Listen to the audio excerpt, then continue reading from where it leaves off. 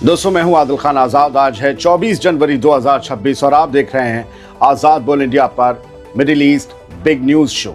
इस शो में आज आपको दिखाएंगे ईरान ने दी ऑल आउट वॉर की बड़ी वार्निंग, कहा चीथड़े उड़ा देंगे। तुर्की का भारी अलर्ट, अमेरिका से पहले इसराइल कर सकता है ईरान पर हमला। वेस्ट एशिया पर मंडराया जंग का साया, इंटरनेशनल एयरलाइंस ने फ्लाइट्स की सस्पेंड।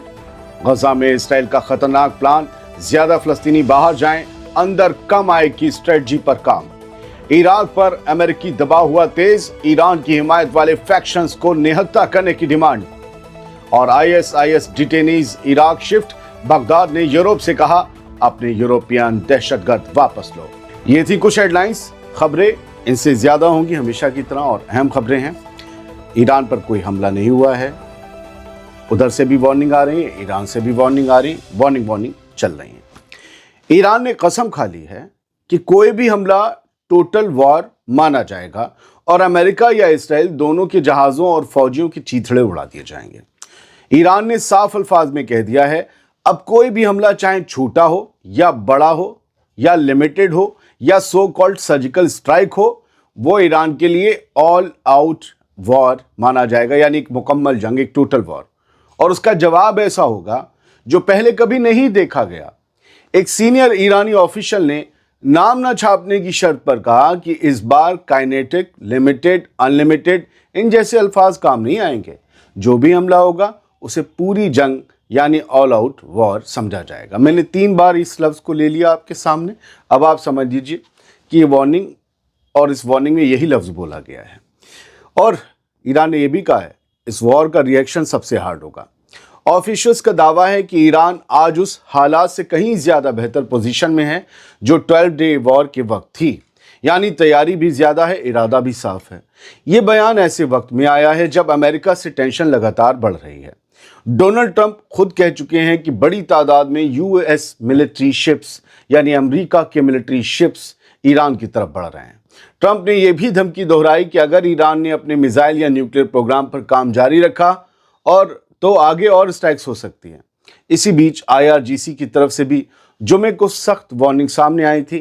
ईरानी आर्म फोर्सेस का कहना है कि उनके हाथ ट्रिगर पर हैं, घोड़े पर, और अगर कोई भी दुश्मन अमेरिका हो या इसराइल कोई मिसकैलकुलेशन करता है तो उसका पछतावा तय है। आईआरजीसी ने साफ किया है कि इस्लामिक रेवोल्यूशन और रिपब्लिक के लीडर सैयद अली खामनेई के ऑर्डर पर हर एक्शन फौरन और पूरी ताकत से लिया जाएगा। सवाल बस इतना है कि ये वार्निंग रुकावट बनेगी या वेस्ट एशिया एक और बड़ी जंग की तरफ धकेला जा रहा है। मेरे सवाल बकवास हैं। हो सकता है कि ईरान के ऑफिशियल्स के आ रहे बयान भी है वही हों, क्योंकि ज़्यादातर लोगों को ये लग रहा है कि जंग होगी, ईरान पर हमला होगा। लेकिन उस एक तादाद ये भी जो कहती कुछ नहीं होगी, ये सब हवाई वार्निंग है।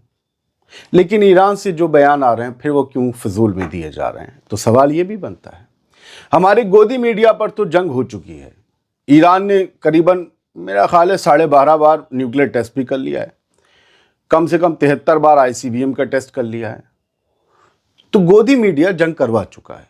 हालांकि ईरान की तरफ से और दूसरी तरफ से अभी वार्निंग चल रही है। आगे बढ़ते हैं। अमेरिका की जगह पहले इसराइल ईरान पर हमला कर सकता है और तुर्की ने इसको लेकर सीरियस वार्निंग दी है। यह अलर्ट तुर्की का है। तुर्की के फॉरेन मिनिस्टर हैं हकान फिदान। उन्होंने कैमरे पर जो कहा वो एक नॉर्मल डिप्लोमेटिक लाइन नहीं थी, बल्कि एक सीधी रेड फ्लैग वार्निंग थी। फिदान का कहना है कि ग्राउंड पर और बैक चैनल इनपुट्स से साफ दिख रहा है कि इसराइल ईरान पर हमला करने का सही मौका ढूंढ रहा है, और अगर ये मूव हुआ तो पहले से टेंशन में डूबा पूरा रीजन और ज्यादा हिल जाएगा। एक टीवी इंटरव्यू में हकान फिदान ने कहा कि उम्मीद तो यही है कि कोई दूसरा रास्ता निकले, लेकिन रियलिटी ये है कि खास तौर पर इसराइल ईरान पर स्ट्राइक करने का ऑप्शन खुला रखने में लगा हुआ है। फिदान ने साफ किया कि ईरान को टारगेट करने वाले किसी भी मिलिट्री एक्शन का मतलब होगा रीजन में नई इंस्टेबिलिटी, नया फ्रंट और नया क्राइसिस। तुर्की इस पूरे डेवलपमेंट को क्लोजली मॉनिटर कर रहा है। हर मूव, हर सिग्नल, हर जगह उसकी नजर है।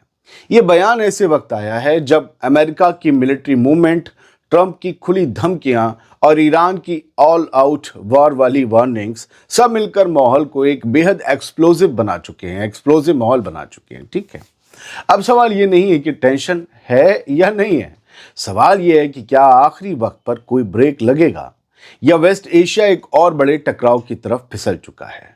कमाल ये है कि ईरान के बाद तुर्की को भी लग रहा है कि जंग होगी। आपको क्या लग रहा है? बढ़ते हैं आगे। जमीन पर जंग के आसार हैं और आसमान में साफ खौफ नजर आ रहा है। 23 जनवरी को कई बड़ी इंटरनेशनल एयरलाइंस ने वेस्ट एशिया के लिए अपनी फ्लाइट्स सस्पेंड कर दी या कैंसिल कर दी, क्योंकि रीजनल एयर स्पेस में सिक्योरिटी रिस्क को लेकर फिक्र तेज हो चुकी है। आसमान अब सिक्योर नहीं है। दुनिया की एयरलाइंस भी मान रही है कि जंग हो सकती है। बढ़ती टेंशन और अनसर्टेन हालात ने एयरलाइंस को मजबूर कर दिया है कि वो अब सेफ्टी को लेकर दोबारा कैलकुलेशन करें। कितनी बड़ी बड़ी एयरलाइंस ने फ्लाइट कैंसिल की जानेंगे। डच एयरलाइन KLM ने इसराइल के लिए अपनी सभी फ्लाइट्स कैंसिल कर दी, इसराइल के लिए, और यूनाइटेड अरब एमिरेट्स के साथ ही सऊदी अरब के लिए भी सर्विस सस्पेंड कर दी है KLM ने। एयर फ्रांस ने इसराइल और UAE के लिए उड़ानें रोक दी हैं, एयर स्पेस करीब करीब है। ब्रिटिश एयरवेज ने भी UAE की फ्लाइट सस्पेंड कर दी हैं। क्या UAE से ही हमला होने वाला है ईरान पर, इसलिए UAE की पहले ही फ्लाइट्स ब्लॉक कर दी जा रही हैं। खैर, जर्मनी की लुफ्थांसा और स्विस एयरलाइंस ने 23 जनवरी की रात इसराइल जाने वाली फ्लाइट्स कैंसिल कर दी। वहीं अमेरिका की यूनाइटेड एयरलाइंस और कनाडा की एयर कनाडा ने भी इसराइल के लिए अपनी शेड्यूल फ्लाइट्स पॉज कर दी हैं। दोस्तों, ये सिर्फ फ्लाइट कैंसिलेशन नहीं है, ये एक सिग्नल है कि एयरलाइंस को अब आसमान भी सेफ जोन नहीं लग रहा। यहाँ एक बात बीच में बता दूं, UAE जाने वाली जितनी भी फ्लाइट्स हैं यूरोप से, उन्हें ईरान के कभी कभी इधर से एयर से चक्कर काटना पड़ता है, तो थोड़ा मसला भी है। ज़मीन पर military movement, back to back warnings और स्ट्राइक के खदशों के बीच सवाल यही है कि क्या ये एहतियात टेम्पररी है या वेस्ट एशिया एक लंबे एयर लॉकडाउन की तरफ बढ़ रहा है। अब खबर गजा से। गजा को लेकर इसराइल की नई प्लानिंग सामने आ रही है। मकसद साफ है, जितने फ़लस्तीनी गजा से बाहर निकले उतने वापस अंदर ना आने पाएं। 3 अलग अलग सोर्सेज के मुताबिक इसराइल ये चाहता है कि मिस्र के बॉर्डर से, जिसे रफा बॉर्डर भी कहते हैं, उससे गजा में एंट्री करने वाले फ़लस्तीनियों की तादाद सख्त तौर पर लिमिटेड की जाए, ताकि इनफ्लो से ज़्यादा आउटफ्लो तय किया जा सके। यानी रास्ता खुले लेकिन एक तरफा, लोग ज्यादा बाहर जाएं, कम अंदर आएं। इसी बीच गजा के लिए टेम्पररी एडमिनिस्ट्रेशन संभालने वाली US बैक ट्रांजिशनल फ़लस्तीनी कमेटी के हेड अली शात ने ऐलान किया है कि रफा बॉर्डर क्रॉसिंग अगले हफ्ते खोली जाएगी। ये वही रफा है जो गजा के 2 मिलियन से ज्यादा लोगों के लिए लगभग अकेला इन आउट रूट है, अंदर और बाहर जाने का रास्ता पूरी दुनिया से यही है। बाकी सारे रास्ते या तो बंद हैं या IDF के और इसराइल के कब्जे में हैं। अली शाद का नाम याद रखिएगा, यही अब गजा की सियासत के चीफ हैं। ग्राउंड पर तस्वीर यह है कि बॉर्डर खोलने की बात हो रही है, लेकिन कंट्रोल पूरी तरह से इसराइल की नैरेटिव में है। कौन निकलेगा, कितने लोग निकलेंगे और कौन वापस आएगा या नहीं, ये इसराइल तय करना चाहता है। यानी वो रफ्ता रफ्ता गजा को खाली करवाना चाहता है। सवाल ये नहीं है कि रफा बॉर्डर खुलेगा या नहीं, सवाल ये है कि क्या ये ओपनिंग राहत है या गजा को खाली करने की एक और स्ट्रेटजी है। अब इराक में भी ईरान के असर को कमजोर करने के लिए अमेरिका ने कमर कस ली है। वो ईरान को हर जगह चोट पहुंचाना चाहता है। इराक अब सीधे अमेरिका के प्रेशर के रेड जोन में है। रिपोर्ट के मुताबिक America Iran backed armed factions को डिसआर्म करने के लिए इराक पर लगातार दबाव बना रहा है। हाल के हफ्तों में हुई टेंस मीटिंग्स में, जहां इराक की अगली गवर्नमेंट बनाने की जिम्मेदारी सीनियर पॉलिटिकल लीडर्स पर है, वहां अमेरिकी ऑफिशियल्स ने साफ तौर पर कहा है कि इन ग्रुप्स को जल्दी डिसआर्म करने के लिए एक क्रेडिबल प्लान सामने रखा जाए। इराक में भी हथियारबंद ग्रुप्स हैं, जैसे हिजबुल्लाह लेबनान में है, और इनको भी हिमायत ईरान की है। रिपोर्ट कहती है कि मामला सिर्फ सिक्योरिटी का नहीं है, बल्कि पूरे पॉलिटिकल सेटअप को रीशेप करने की कोशिश है। अमेरिका चाहता है कि इराक में ऐसी गवर्नमेंट बने जिसमें ईरान बैक्ड फैक्शंस, यानी कि ईरान से निस्बत रखने वाले जो फैक्शंस हैं, यानी रेजिस्टेंस मूवमेंट्स हैं, उनके सियासी लीडर्स को बाहर रखा जाए नई इराकी गवर्नमेंट में। ये पूरा प्रेशर सीधे डोनाल्ड ट्रंप की उस स्ट्रैटेजी से जुड़ा है जिसका टारगेट इराक में ईरान के असर को महदूद करना है। इनसाइड सोर्सेस के हवाले से यह बताया गया है कि अमेरिकी ऑफिशियल्स ने इराक को सजा देने की भी खुली धमकी दी है। अगर इराक ने अमेरिका की लाइन को फॉलो नहीं किया तो इकोनॉमिक एक्शन लिया जा सकता है, जिसमें इराकी तेल की बिक्री से जुड़े डॉलर फ्लो को लिमिट करना भी शामिल है। ये वो लीवर है जो इराक की इकोनॉमी को सीधे हिट कर सकता है और अपना नुकसान कौन सा मुल्क चाहेगा। लिहाजा हो सकता है कि ईरानी फैक्शंस पर या ईरान सपोर्टेड फैक्शंस पर कोई नकेल कस जाए। 2003 के बाद अमेरिका के इराक पर अटैक के तहत बने अरेंजमेंट में हर साल अरबों डॉलर इराक भेजे जाते रहे हैं। ये cash monthly air freight flights के जरिए पहुंचता है, जो इराकी ऑयल की बिक्री से कलेक्ट किया गया पैसा होता है, इराक का ही पैसा होता है, और पहले अमेरिका के फेडरल रिजर्व में इराक के अकाउंट में जमा होता है, फिर अमेरिका से इराक आता है, लो खर्चा करो, तुम्हारा पैसा।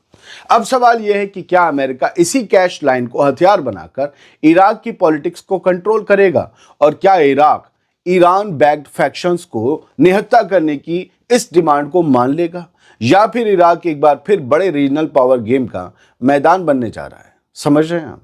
इराक का तेल बिकता है, इराक का उस तेल का पैसा अमेरिका की बैंक में जमा होता है और हल्के हल्के करके इराक को खर्चे के लिए दिया जाता है। उसी पैसे पर नकेल कसने के लिए अमेरिका ने धमकी दी है, कहा है ईरान के सपोर्ट वाले तमाम हथियारबंद गुटों को कि पर काटो पहले, और वरना ये तुम्हारा पैसा नहीं मिलेगा।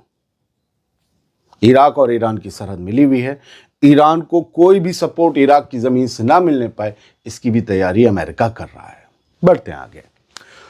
यूरोप से इराक ने कहा है कि आईएस में शामिल रहे अपने गुर्गों को अब वापस ले जाओ, जिनकी सिटीजनशिप यूरोपियन है। इस हफ्ते अमेरिकी मिलिट्री ने सीरिया में कुर्दिश कस्टडी से इस्लामिक स्टेट ग्रुप के करीब 150 सीनियर डिटेनीज को इराक ट्रांसफर किया। इनमें यूरोप के मुल्कों के भी कई सिटीजन शामिल हैं। इस डेवलपमेंट के बाद इराक की जो लीडरशिप है उसने यूरोपीय यूनियन के मुल्कों से कहा कि वो अपने अपने सिटीजन्स को, अपने अपने शहरियों को वापस ले जाएं, जो आईएस में शामिल रहकर दहशतगर्दों की तरह लड़ाई लड़ चुके हैं। ये ट्रांसफर सिर्फ 150 लोगों तक महदूद नहीं है। अंदाजा है करीब 7,000 इस्लामिक स्टेट फाइटर्स को सीरिया से इराक भेजा जाना है। ये वही लोग हैं जिन्हें कुर्दिश लेड फोर्सेस कई अरसे से डिटेन किए हुए थी, जेल में रखी हुई थी, लेकिन अब हालात बदल रहे हैं। जैसे जैसे सीरिया की अलशरा की आर्मी आगे बढ़ रही है, कुर्दिश फोर्स बड़े इलाकों से पीछे हट रही है और अपना कंट्रोल छोड़ रही है। तभी ये लोग सामने पकड़े जा रहे हैं और अब इराक भेजे जा रहे हैं, ये आईएस वाले। ग्राउंड पर तस्वीर ये है कि जिन जेलों और कैंप्स में ये डिटेनीज रखे गए थे वो अब सेफ नहीं मानी जा रही। इस वजह से अमेरिकी मिलिट्री ने इन लोगों को इराक शिफ्ट कर दिया है। अब बड़ा सवाल यह है कि यूरोप अपने इन सिटीजन्स को कब वापस लेगा, या फिर इराक एक बार फिर दूसरों के क्राइसिस का बोझ उठाने जा रहा है। बहुत बहुत शुक्रिया। सलामत रहिए, खुश रहिए।